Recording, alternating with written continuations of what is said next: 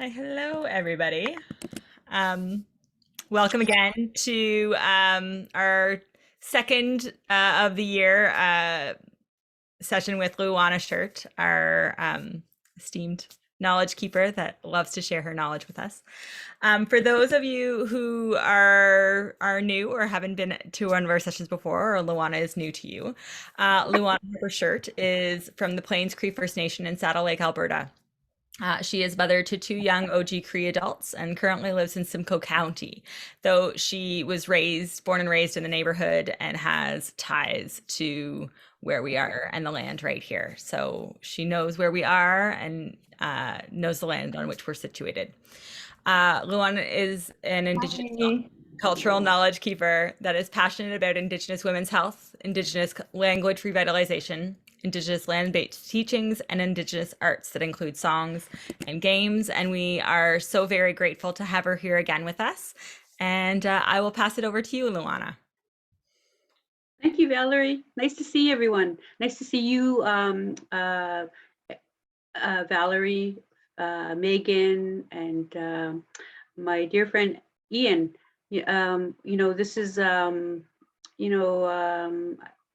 just honored to be doing this kind of work, especially for, like Valerie said, that I grew up in the area. I grew up in that area, so um, this is really special for me. I have a PowerPoint, so I just want to acknowledge that we are on the traditional lands of the Haudenosaunee, the Huron-Wendat, and the Anishinaabe You hold it. Nation. I hold it. Hi.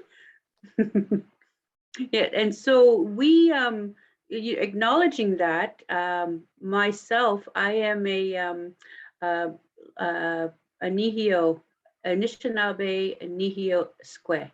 That's Anishinaabe is Ojibwe Cree woman, and I'm a Bijou clan, and that's important. Um, that's an important part of my introduction because that says a lot about who I am and how I walk on this earth. Um, there is, it's my identity. My spirit name is Light Smiling Woman, and that's there's a whole other teaching about that one, but I won't get into that because we don't have a lot of time tonight. So I am talking about treaties Frog and toad eat many and the cookies, seven one fires. after another. You know, Toad, said Frog, his mouth full. The seven fires. I didn't realize. Well, I kind of did, but these two are really incredible teachings on their own. Well, I guess teachings, yeah. So I'm just going to go into my PowerPoint and share what let's see now. Okay, hang on there. Oh my gosh. I think I do this all the time. Okay, so I'm going to go back. Give me 1 second here. Stop share. I have to make sure I can, okay. Can you see the main page? Okay, awesome. Treaties and the Seven Fires presented by me. And now I'm going to ask you, can you see the next one, introduction page? Awesome. So this is what I'm going to be talking about tonight. I'm going to be going through, again, so this is a lot to share. And there's a lot of information just on each of them. And so I'm going to do my best to, I think it's a story. Like when I talked about these originally, it was a story for myself about the personal story about my own family, and then how amazing and vital the treaties are, and our story together. So my introduction is that I am a mother of two, and my son, his name is Bimashe Ganu. My daughter's name is Wabun Madwewe Kwe. And that's Soaring Golden Eagle and Woman Singing in the East. They are Bear Clan. And there's two books here, pictures of books, Mashoma's book and Following the Red Path. The Seven Fires teaching is in the Seven Fire prophecy is in the Mashoma's book. And I grew up, this is written by our late uncle, Eddie Benton Benet. He wrote this book to share stories about our people and history, the history of our migration and the movement of the people through the I guess the years. He talks about the beginning before the beginning, and then present day, what's happening present day. And so that's a very it's an incredible book. And I know I talked about this book before with my other sessions, and I encourage you to get this book, because it talks it shares so much about our foundational teachings and our understanding of our way of life. This other book, Following the Red Path, it was written by my father. And this book here is not in print anymore, but it talks about the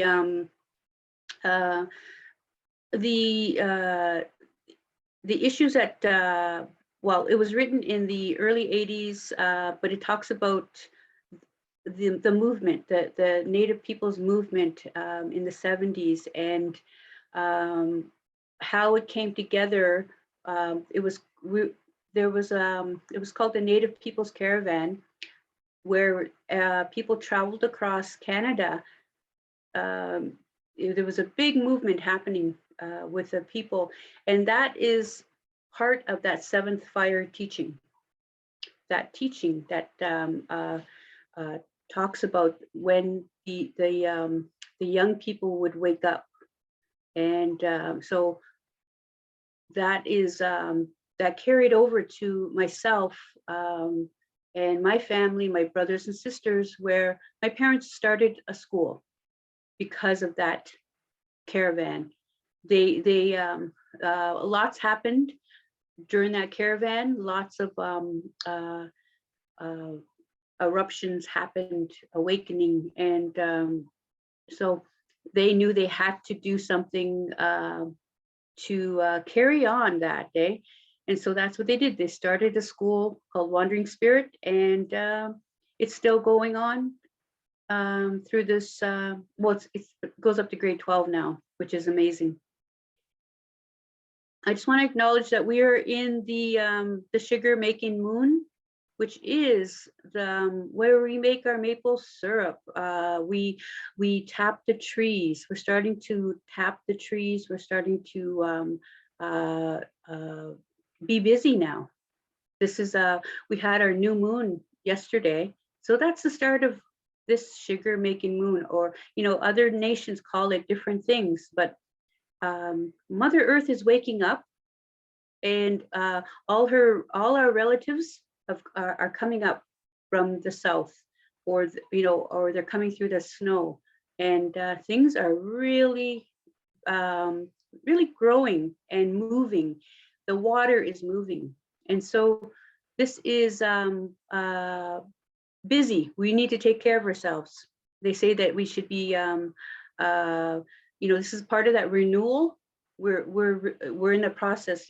We started in January, February, and then March, and we go through different types of renewals during this time. And this is our physical renewal, because that water is medicine that we can drink from that maple, the maple sap, eh? And she's called the tree of life in our in our way of seeing her. She's a tree of life because she gives us the energy to clean out our system.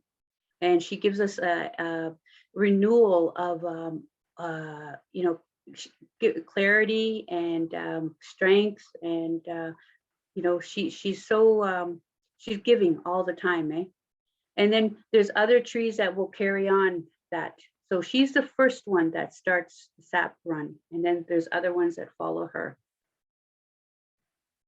So this is, you are in Toronto.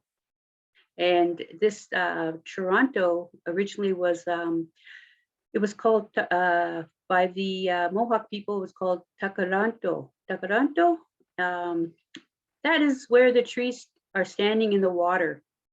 And interesting enough, that's what they were called. It was called that because of the weirs. And the weirs are, it's called the fish fence. And the fish fence is what, how the, not just Indigenous people of Turtle Island, but all, you know, people who were part of that, you know, rivers and streams and areas all over the world. They had different types of fish fences. And so this is, that's what that means. And interesting enough, where I live up here in Simcoe County, we have the narrows, the weirs up here, and that's what they called it. They called it Takaranto. And so it is a very, you know, it was vital for the people. All the different people worked those weirs for the survival of many nations. And so I wanted to say that Toronto itself was incorporated in 1834. The city sits on the traditional lands of the Mississauga nations, or the Mississauga, which is, it means, that's the means the people of the opening of the big river. And that is, they're a Anishinaabe nation, the Mississaugas. And there was this paper here, this on the bottom, there's drawings beside the signatures of that paper. That's the Toronto Purchase. That's when they purchased the land from the Mississaugas. And each of them have little figures by their names. And when I said my clan was Bijou, which is lynx, that's their clans. That's their clans. So that, you know, that's how important that is. That's a part of who we are. So you know, there's a structure there with our you know, our society. So Takaranto, that was the first treaty. I mean, not the first treaty, but that was one of the treaties that happened, the land treaties that were signed in this area. And so traditional agreements, this is the, when we acknowledge where we are in this area, we're talking, you know, people, they mention the dish with one spoon, that agreement, and this is one land acknowledgement that I captured, and what when you look at that, there's a belt here. That is the dish with one spoon belt. It's called a wampum belt, and the people from the East Coast, the Eastern Seaboard people, and then the people in this area down south, they all recognize wampum belts. They're agreement belts. And before colonization, the belts were tiny, eh? They were just small, and but they carried so much weight when a nation was giving that belt, or maybe a string of wampum shells to another nation. They were recognizing a time when they would come together and they would be talking about, hunting, who's going to, sharing that hunting space or territory. It was very profound for our people when we had, when we were sharing these acknowledgements of working together, even though they may not, they may be from different nations and they may clash. These wampums help them to negotiate different times when, so they would share. There was a sharing process, especially with this belt. This belt was very important for the people. And the people, so this was a belt that originally was made between the Haudenosaunee and the Anishinaabe people. So they would actually, it's a peace treaty. It's actually a peace treaty. And so they have their stories. I've heard many different stories about this belt. And it actually comes up to here again, up to Simcoe County, where a grandmother talked about this belt and how it emulated how the animals are to each other when they come around water. The water, because they have a respect for each other when it's, an animal won't attack another animal when they're trying to drink together. It's just predator and prey. They have that respect around water. And so this is something that our people, they saw that, and up here in Simcoe County, around the weirs, there is a special, it's a special place because that water doesn't freeze over. And so it's there all year long, where the people can actually fish and gather food all year long in that area. And one of those elders, she said, this area is so special because the plant life is unique here, and because it doesn't freeze over the winter. And so I travel through the weirs off and on throughout the year, and I was just there last week, and the water is it's not frozen over. It's, and we were going down to minus 25, and it should have been frozen over, but that's that special place. And that's where this belt, they say, it has that essence of that feeding from one bowl and everyone taking turns. So this is, I said it was a peace treaty, and it's old. It's an old, I think it's, let me just make sure I have that. 1142 was, that's what they're saying, that's how old this agreement belt is. And they renewed 1701 is when they, it's called the Great Peace of Montreal, where the Anishinaabe and the Haudenosaunee came together to work on things and acknowledge, their differences, but to work together, eh? So that is a very profound belt. And when you're talking about acknowledgement and talking about that dish with one spoon, it is a great honor to be working with that one. So wampum belts themselves, they're, like I said, there's hundreds of different types of wampum belts, and they would bring them out, and they still do. The people would bring them out and talk about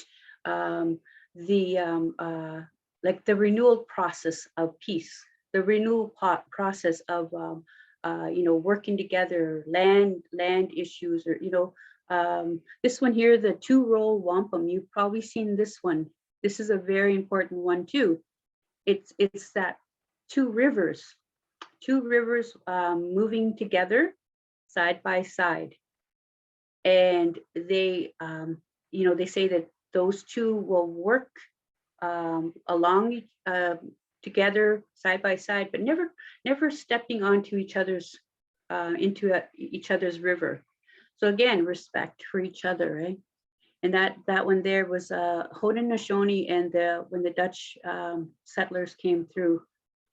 This again, those belts were small back in the day, but as Confederation happened and the government started wanting acknowledgement with these belts, the belts actually grew to, they were so long and big, but originally they're tiny little belts. And each, so the wampum themselves, the beads are made from the seashells, sea clam shells, and each of them is individually drilled. And so you would think about this, how you know, how incredible they are. Before we had, you know, electric drills, Dremel tools, all those things. Our people did this with, you know, precision and with great detail to get one little bead. And each bead, so there, you know, there's two colors. There's the purple, the dark purple, and then the white. And I've seen wampum makers do that by hand on the East Coast. They're making wampum jewelry and wampum replicas of the belts, and they're using. They're trying to go back to that way of how we did them before we had electric tools and that. And the wampum shells, they were used as a currency also. So there was, you know, the big trading happened with those shells. There's other ones too. They're called dentilium shells. They're tall, they're long shells. Those are currency shells too. And certain nations would wear those, and you could see, oh, that person's you know, there's a status there of them wearing those certain shells. The historical treaties of Canada. So this was a big one because where do you start with that? So treaties, what is a treaty? I'm just going to read you something here. It is an agreement between the government of Canada and Indigenous peoples or nations with the provincial territories defining ongoing rights and obligations on all sides. So we have 70 historical treaties in Canada that were signed between 1701 and 1923.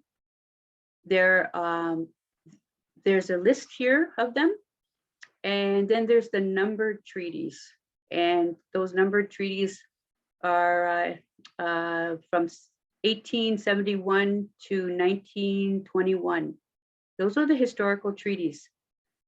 And so these treaties form the basis of the relationship between the Crown and the 364 nations, representing over 60,000 First Nations people in Canada. Well, that's a lot, and there's a lot of history with these treaties. I'm just going to go into the personal treaty that that my people have signed with the Crown, and that is the Treaty 6, and that's it's sprawled out between Alberta and Saskatchewan, and it was signed with the people, mostly with the Cree, the Woodland Cree, the Plains Cree, the some Dene, some Dakota, and Soto, I think. But this man here, Peter Erasmus, he's a he was an explorer. He was part Danish, part Cree. He spoke, I think, maybe 4 different languages, and he actually could read Latin, and he was a interpreter for the crown when they signed Treaty 6, and he wrote a book called Buffalo Days and Nights, and he was so my last name is Shirt, Harper Shirt, but he my great grandfather, sorry, he adopted my great grandfather, Peter Shirt, and Peter Shirt. So this is in his book, and he tells the story of how he became this interpreter for the crown, but he started to see that he was, that there was things happening that the government wasn't being very honest with what they wanted, and because our people didn't speak English, they had to have interpreters. So he knew this, he could see this, and his own his story is that he started to work for our people, the Cree people, to make sure things were on the up and up when this treaty was signed. And it's called his book is called Buffalo Days and Nights, because he was alive during that whole shift from when our people hunted the buffalo, we were free on the plains, and things started happening. Settlers came through, and they were opening up the plains, and he was part of that last buffalo hunt, where the if you know anything, my people lived in teepees. We hunted the buffalo. We lived on the plains.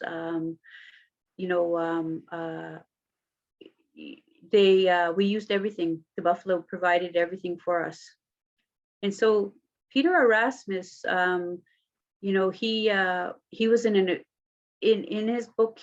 He has many adventures that lead up to this, the changing over to the reserve system, because that's what happened. Our people were put on reserves, and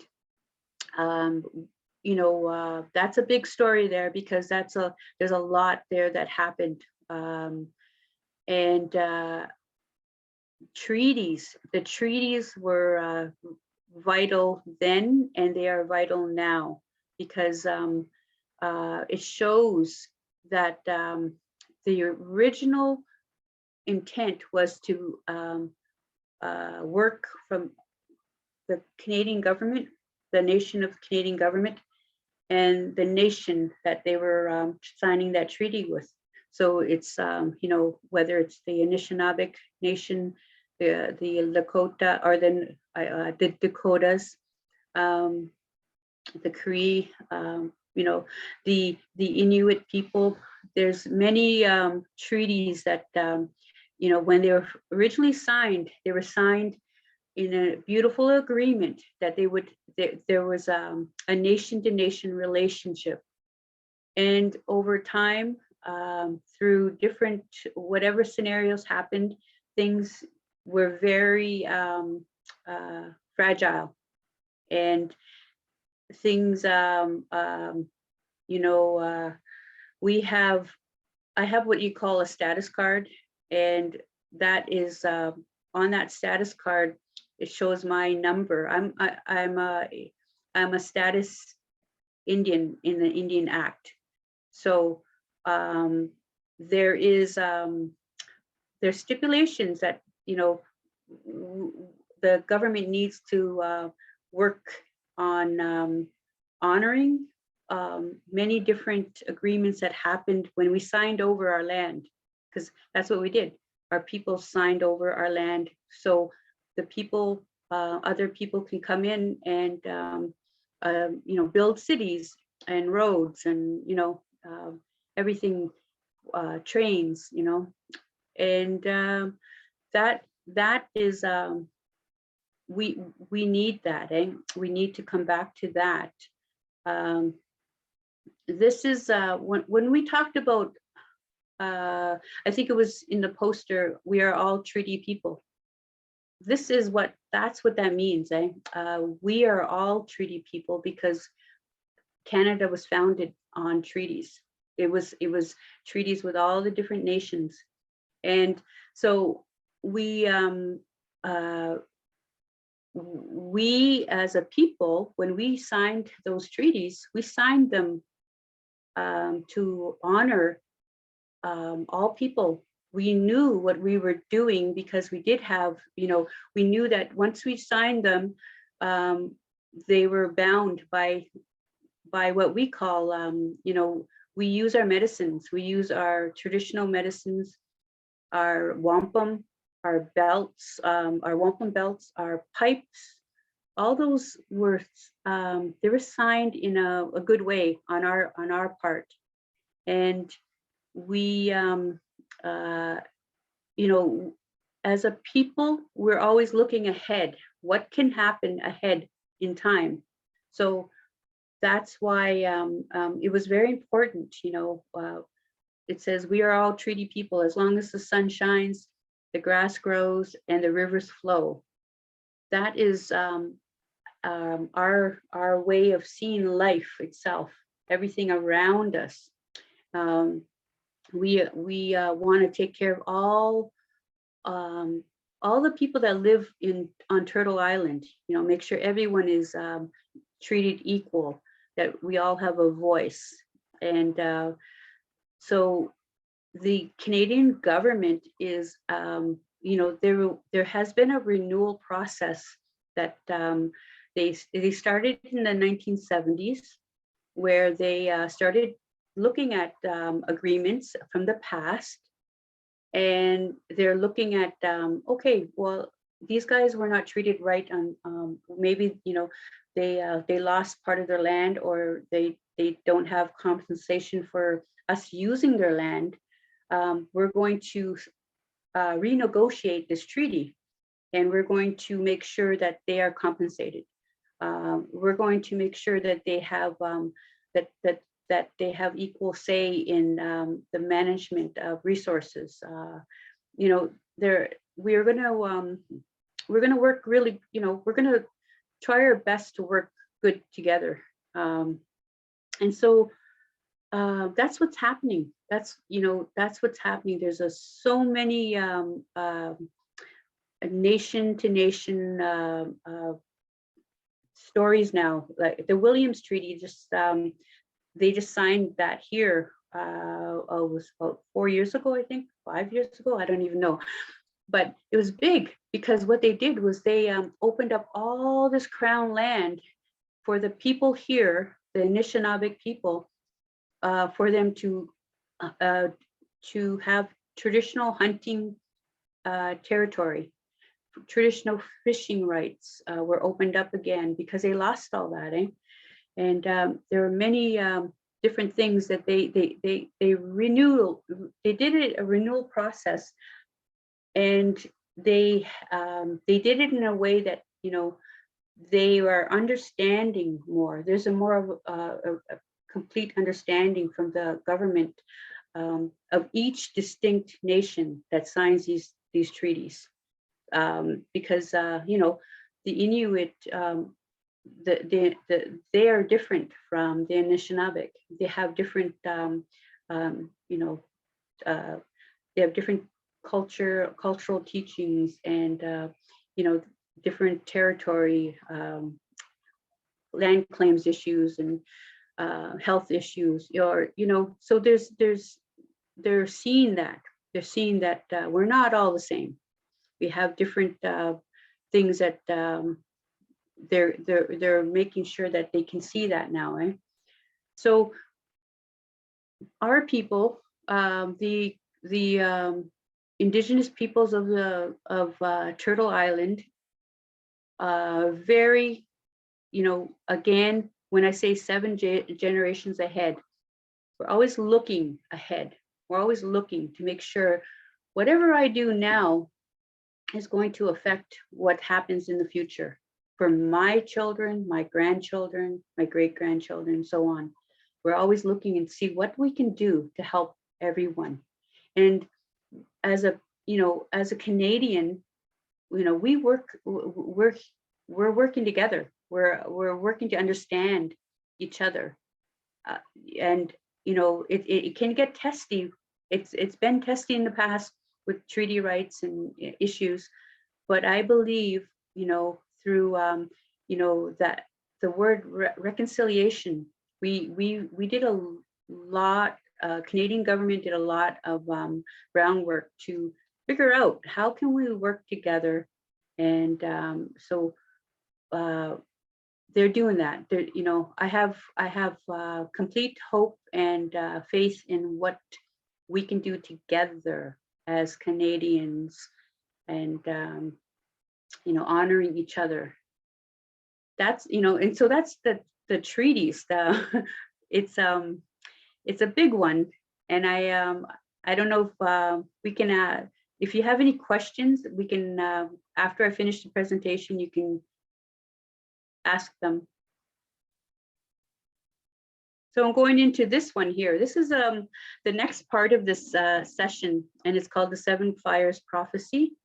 And originally when my introduction page, I showed Mishoma's book, and that again, our teacher talks about this time that our people have gone through.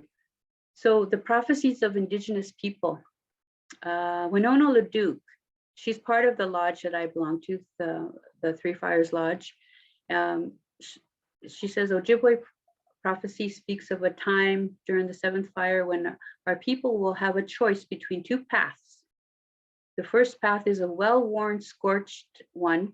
The second path is new and green, and it's our choice as communities and as individuals how we will proceed.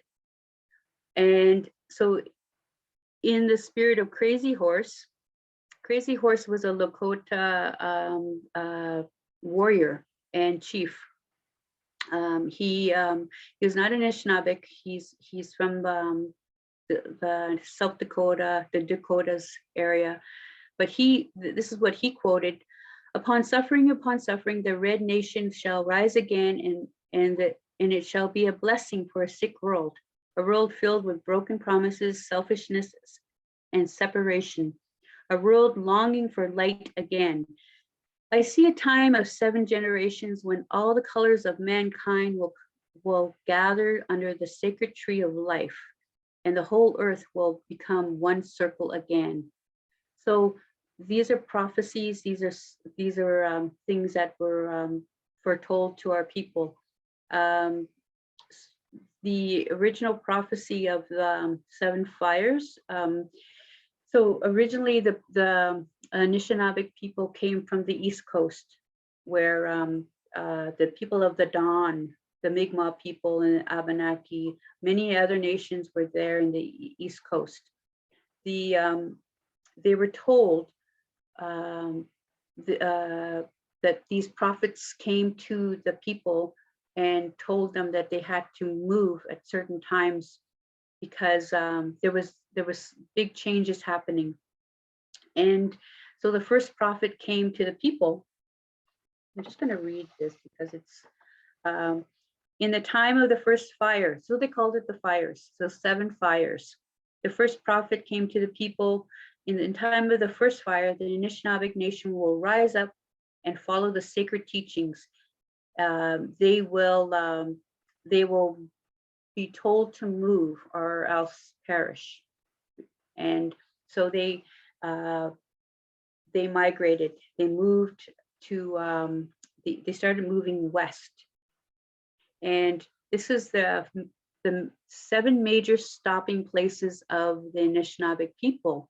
Through when we talk about the 7 fires, they didn't just happen you know, every decade or something. They actually happened over hundreds and hundreds of years. So this was the first fire happened before contact with the Europeans.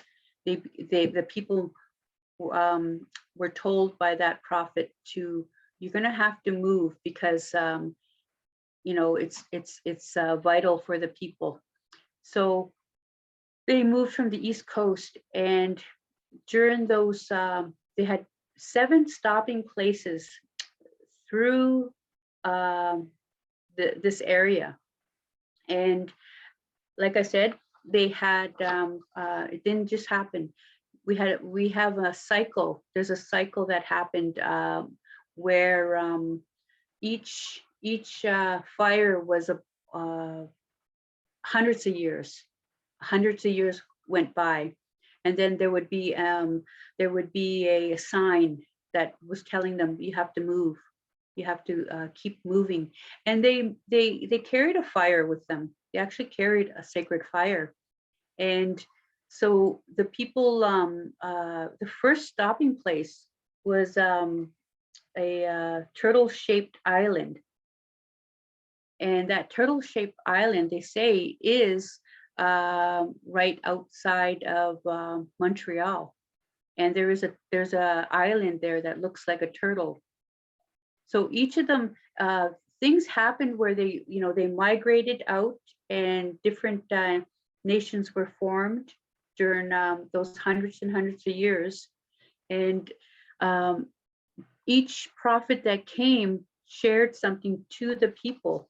You will see signs, you know, certain signs that happen. So the second prophet told them, you will know the second fire because at this time the nation will be camped by a large body of water. In this time, the direction of the sacred teachings will be lost. The traditional ways will be diminished in strength. A boy will be born to point the way to the traditional ways. He will show the direction to the stepping stones into the future of the Anishinaabe people. So he went, the stepping stones, that through that time, he actually showed the people that the stepping stones were to Manitoulin Island. That's, now I don't know why this is setting this, but because I know this, actually, the story is, you know, it's very close to my heart, because it tells our migration story. It tells us what we endured over hundreds and hundreds of years. And the thing that always led the way was, there's a little tiny shell called, you call it a kari shell, we call it a migas. And it's a tiny little shell. And that shell, throughout the time that the people were moving, the shell always appeared to the people. It always came up. It always, or there was a dream somebody had, or it came up through the water. And that shell is very sacred to the people. We have, we use them in our ceremonies, and they're a source of strength to us. Sometimes you'll see, again, it's a shell, but this shell, you'll see sometimes people will wear them. I actually had a pair on earlier, but I took them off. But the movement of the people happened going west. There was the west, and there was many different offshoots of the people. The prophecies themselves, they, like I said, they happened over time, hundreds and hundreds of years.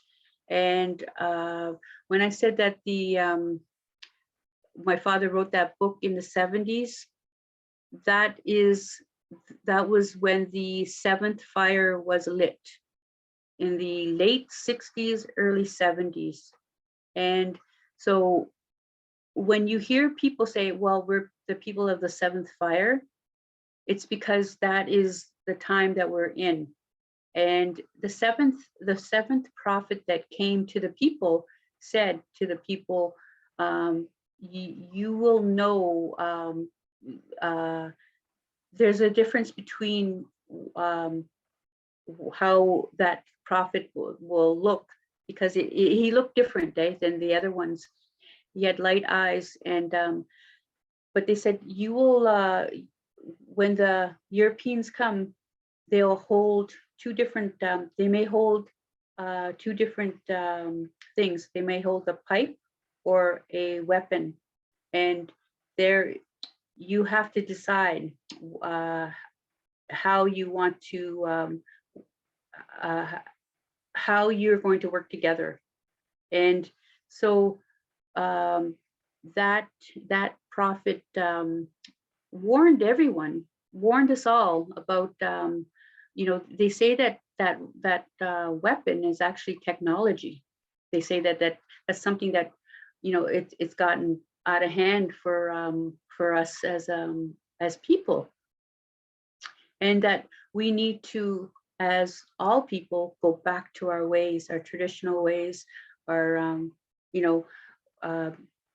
the traditional ways of working together.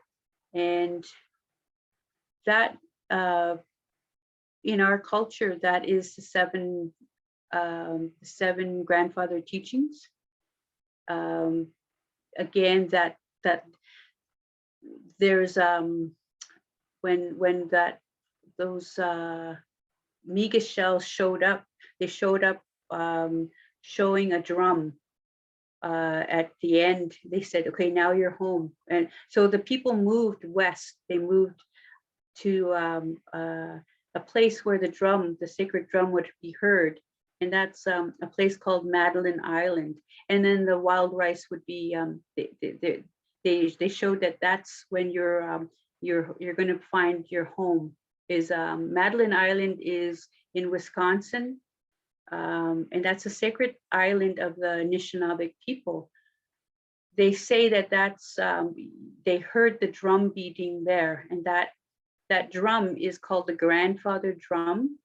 And if you know the story of the seven grandfathers, that drum is what the people, the story of that little boy who saw all the beauty in life was in that drum. He put his face into that drum and saw the beauty. He didn't know it was a drum at the time, but that is how we should live. We should live this way as all people. And that is the seven grandfather teachings, the teaching of respect, bravery, honesty, humility, truth, wisdom, and then love. And all of them work together. They all work, so you can't have one without the other in our teachings, because they have they're intertwined. And when you look at the words, there is more to the words than just the English language will say to you. We have more to what it says. I think it's honesty is the Anishinaabe word means walking straight. And the Akadewan is like a brave heart. There's a heart in there. Debwewen is truth. There's you can hear the truth so there's so much more to the words themselves. And if you hear these in the language, you'll see that it's so beautiful. And I just want to say that we uphold when we walk this way in this it's called Minobamadzawin, we uphold these seven grandfather teachings. And so the seven fires, we are in the seventh fire still. We don't leave the seventh fire until hundreds of years from now. Still, we still have a long way to go with that, but we have a choice. And that's what those prophets said to us. We have a choice as humanity to walk. Which way do you want to walk? And uh, my traditional teachers, my elders, they keep telling us, use your medicine, walk in balance. And medicine means tobacco, sweetgrass, sage, cedar. We have those medicines that we use here on Turtle Island. And, everyone can use those medicines because, that's they're here. They're here for all of us. So that's my those two in a nutshell. um, and I hope they made sense to you. I'm just going to stop sharing. So if you have any questions, I know there's it could be. I hope that made sense. Anyways. That was awesome, Luana. Yeah, if anybody has any questions, feel free to raise your hand, put it in the chat, or just speak up. That's all fine too. Yeah, that was a lot to go through for sure between all the treaties. And like, one question I have about the treaties is the treaty territories that I grew up on outside of, like, it was part of the Huron Tract purchase. Mhm. So I mean, technically it has a number to it, but it's not one of the numbered treaties. But the research that I've done on it, like, it established 3 reserves, and there was supposed to be an annuity or a lease paid, yearly based on like how many Chippewa were still in the territory. But so far as I could tell, that annuity has never been paid basically since the day of the signing of the treaty. So as as a settler, as a person whose family settled that land, like settled the Queen's Bush, like, what can I do as a treaty person to like right that wrong? I guess. Mhm. Well, I think acknowledging that is, that's great that you actually did your homework. You actually know the treaty that you are situated on. That's really important. Um, Encouraging, like I, you know, writing the government, telling them that this is something that you need to look at, and or find out if there actually are, if that's what they're doing. Is there something being worked on? Because the modern day treaties are being, they are they are um, uh, they're negotiating. They're doing. I know my personal Treaty 6. They're working on a lot of. They're negotiating a lot right now with the government, trying to right those wrongs. Renewing something, that agreement, and yeah. Yeah. I feel like the upper lower Canada treaties that were signed kind of like early 19th century so that settlers could come in. Mhm. Like, I feel like there's less attention or even like thought given to those, because obviously this has just been Canada for a really long time, right? So like, but I mean, at the same time, the Ipperwash crisis happened in that part of the country too. So I know that it's not settled. I know that there are peoples there that are trying to figure it out, but yeah. I don't know. Yeah, absolutely. Yeah, my children, their fathers from that area, and you know, uh, there is, there can be anger there because of all the things that have happened, but uh, we need to negotiate. That's the thing. We need that, because reality is that like I said, we are all treaty people. We're not going to go back into the bush, and so we need to work together. We need that as all people. And I feel like I'm running for office or something when I say that, but it's it's true. I know, but we need to be smart about it too. Anthea, you have a question.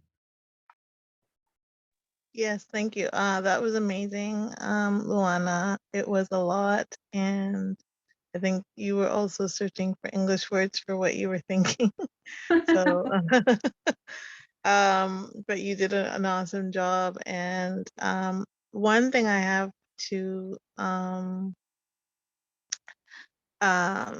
challenge you, because you've said your father's book is no longer in circulation. So I'm challenging you to rewrite or recreate the book Ooh. so that we can have that, so that your knowledge will not be lost, Mhm, because it's really important. And something with so much knowledge and so much history and so much love that went into it, for him to do that for generations to come, should not be forgotten or lost or misplaced or stolen. So mhm. as his descendant, you, I hope you take up the challenge. Miigwech, miigwech. Thank you for that. Yeah. Right. Are you going to take the challenge? I think so. I think so. Well, I just finished writing something for my for Wandering Spirit. Was Yeah. a cultural curriculum. We just finished that. Oh, how can you say? Okay, kamamat. Okay, kamamat. Oh wait, papamachakwe. Papamachakwe. That's how Okay. you say Wandering Spirit. So And he is was, that, you sorry, is know, that based on your father's teaching or? my mother and father. Yeah, Okay. yeah. So Okay. so they Oh, they they worked together to create the curriculum at the school, which was based on, the four directions, the cycles of our cultural cycle, 13 moons. Yeah, and so they're implementing that. It's an official working document with the teachers there, which is so exciting. wonderful, wonderful, wonderful. So, thank you for sharing that, and I'm glad to see that it will be passed on for generations. And thank you for doing that and being brave enough to do that. So, yeah, and please continue to share your story, and it will get easier every time you do it in English. In English, yes, yes, yeah. Sure. All right, take care. God bless you. Thanks for Miigwech. sharing. Miigwech. Miigwech. There's another question in the chat. As a teacher, how would they access the curriculum? Like, is the Wandering Spirit curriculum available to the rest of the teachers? So they are actually, so all the teachers are in, it's a working document right now. And they're given the chance, they're being given the chance to actually implement the activities and look at this. Thank you very much. Um, they're working on it right now, so it's not official. There hasn't been anything other than the draft written. But yeah, I mean, you'll see. I don't know. I can keep you updated for sure. Just one more question. Sorry, it's me. Are you? Is that with the TDSB or just in your in Yep, your? Oh, it was with the TDSB. Okay, yep, awesome, yep. It's TDSB. And so wonderful, there's a beautiful relationship that's grown with that school and the TDSB. It's taken a while, but it's and other things are happening. Exciting things have happened. They went up to grade 12, so you used to only go up to grade 8. So I wish I went there when I was in high school. Thank you so much. It's so important. Thank you. Thank you. Thank you. So I hope you learned something, a different perspective. Like, you can Google treaties and see what's happened. But,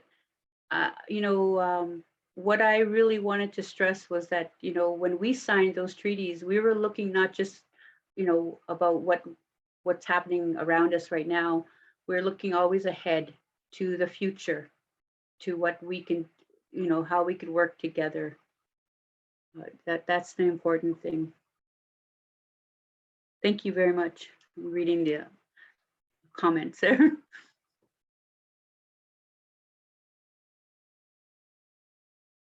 And it's great to see little ones here, Hi. Thank you for listening. I have a question about Wandering Spirit School, because they're right here in our neighborhood, and all of the schools here are right around Wandering Spirit School.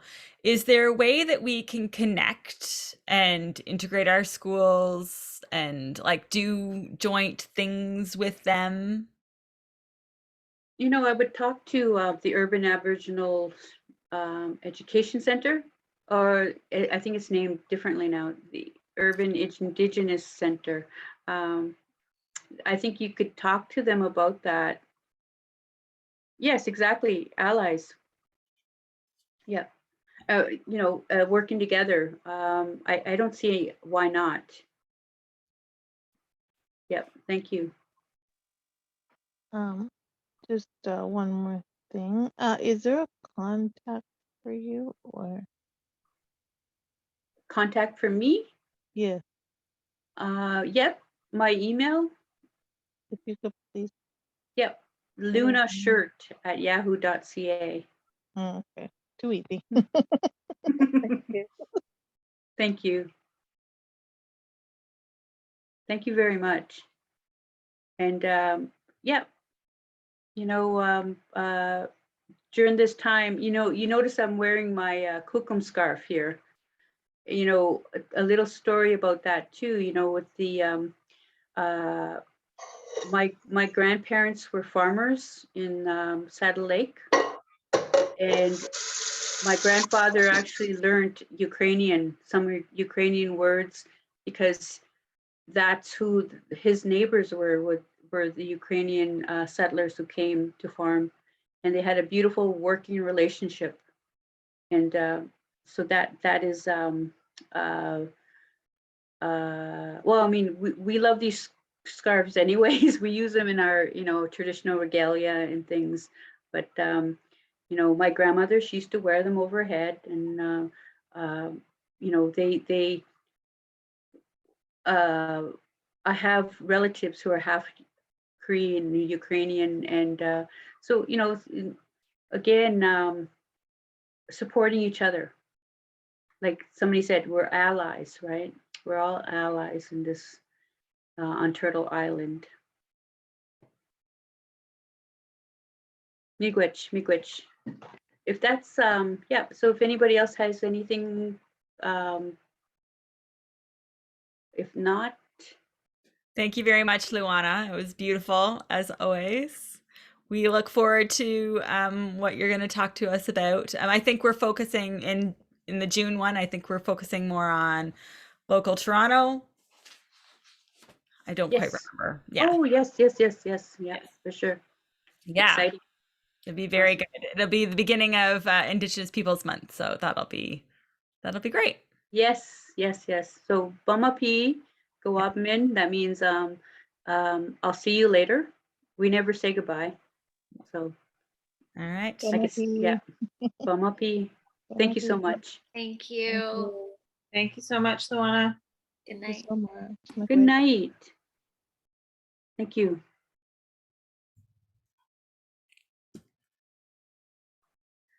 Oh, thank you, Ian. Thank Again. you. Yeah, it's so nice to see you again. Yeah.